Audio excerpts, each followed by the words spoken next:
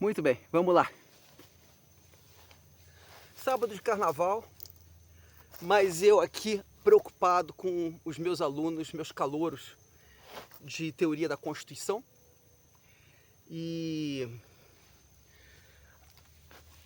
a gente precisa conversar sobre a independência dos Estados Unidos e sobre a Constituição americana de 1787, mas como professor de Direito, a gente sente que os alunos sabem, claro, da independência das 13 colônias britânicas da América do Norte, né?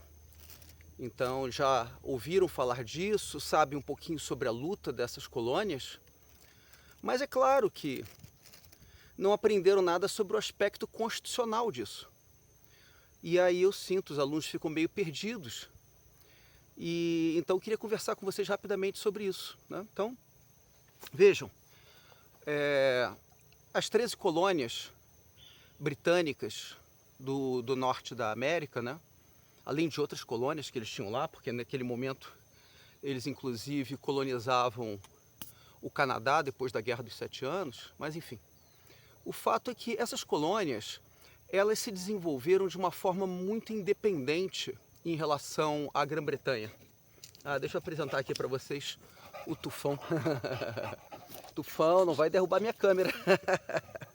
Mas enfim, elas se desenvolveram de uma forma muito independente. A Grã-Bretanha deixou que elas se desenvolvessem dessa forma. Então, na verdade, para lá foram muitas pessoas que eram perseguidas na Grã-Bretanha, inclusive por questões religiosas.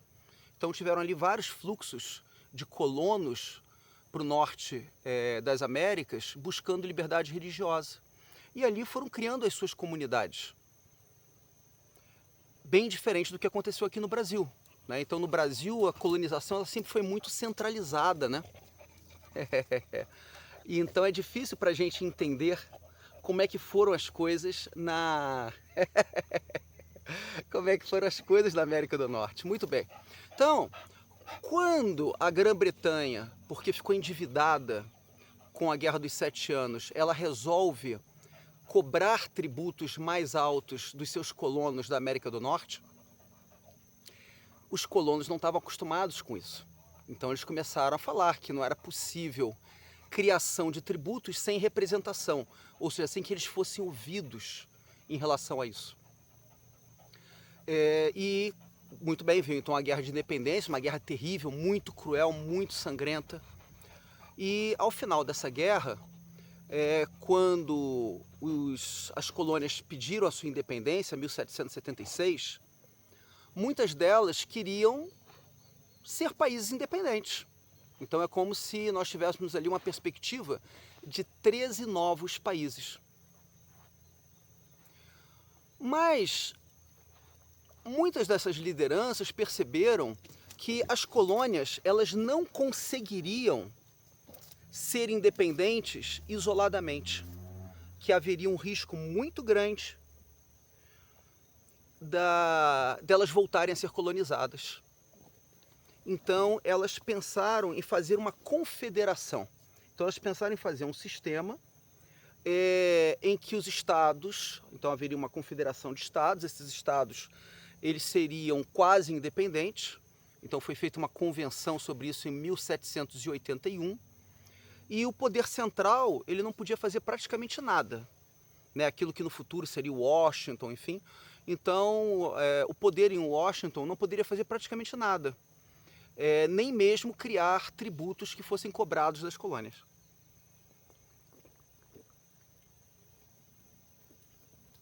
Isso então não ia funcionar e resolveu-se então fazer uma convenção para criar uma constituição. E eles resolveram então adotar uma federação, então uma república federativa. Então isso é uma grande novidade, né? Dentro do direito constitucional e ainda mais uma Constituição escrita. E aí essa república federativa, ela então se organizou com um poder central um pouco mais forte. mas ainda dando muita autonomia administrativa aos estados. E isso vai servir de exemplo depois para a Constituição brasileira de 1891. A nossa primeira Constituição republicana, ela vai ser baseada nessa Constituição americana. Então, um poder central, que na época então ia ser no Rio de Janeiro, e com uma federação de estados. Só que há uma enorme diferença, né? Porque no caso dos Estados Unidos, eram estados praticamente independentes que se unem para fazer um estado, um país. No nosso caso, era um país unitário, que era o Brasil Império, que vai se fragmentar, digamos assim, em estados razoavelmente autônomos. Tá? Então, depois a gente vai conversar sobre isso, né? A questão da formação centrífuga e centrípeta, depois a gente fala sobre isso. Mas, num primeiro momento, na Constituição americana, eles não vão falar sobre direitos fundamentais. Isso, então, inclusive, vai ser uma crítica muito grande de uma parcela que são os chamados antifederalistas. Eles vão ficar muito desconfiados dessa situação. Tá? Mas aí, em 1791, vão vir as primeiras emendas à Constituição norte-americana, que são conhecidas como The Bill of Rights, tá? Onde vai aparecer a questão da liberdade de expressão, a liberdade de religião, o devido processo legal e coisas do gênero. Mas a Constituição americana ainda vai continuar com a sua grande contradição, que é o aceitar a escravidão e, inclusive, aceitar, por exemplo, que um escravo fugitivo, um escravizado, né, um ser humano escravizado que fugiu para um outro estado, seja enviado de volta para o estado de onde ele fugiu. Então, ainda vai haver essa grande contradição entre uma Constituição liberal, uma Constituição que depois, com as emendas, vai reconhecer direitos humanos, né?